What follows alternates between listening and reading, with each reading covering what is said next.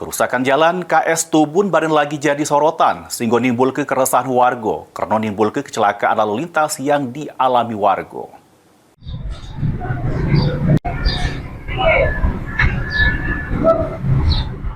Jalan KS Tubun Plembang viral lagi sesudah gerobak es terperosok ke jeruh lubang sampai tercampak serta barang jajuannya tumpah sama ngerusak gerobak.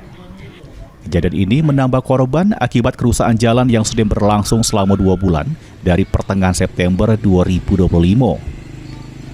Dari pantauan PAL TV, meski kondisi jalan rusak, namun tetap dilalui berbagai kendaraan. Jalan berlubang sama galian proyek IPAL yang besar terselik memicu kekhawatiran warga karena sering wong jadi kecelakaan. Warga jelaskan, sedang 2 kejadian terjadi di lokasi yang sama. Ada pengendara yang terpleset serta yang teranyar gerobak es yang terperosok ke lubang. Kondisi ini membuat warga gelisah terutama pas hujan sehingga lubang tertutup genangan banyu yang tidak terselik oleh pengendara.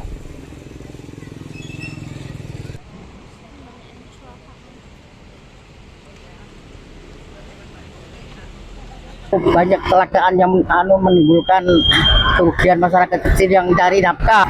Kemarin ada ibu-ibu jatuh juga, kepleset, ada naik motor, perempuan nyampak. Kemarin yang baru terjadi itu tukang es tundung itu namanya, es kacang, nah rubuh, gerbaknya hancur, dagangannya tumpah. Jalan ini kira 2 bulan lah. 2 bulan lebih ya? Iya, dibongkar, pasang, timbul lagi, bongkar, pasang lagi, itulah. Dari musim panas debu, yaitu musim hujan dia becek.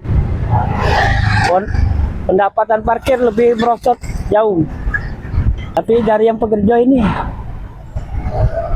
belum ada pergerakan. Nah, itu dia masalahnya. Dari situlah lebih cepat, lebih bagus, jalan lancar, parkir lancar.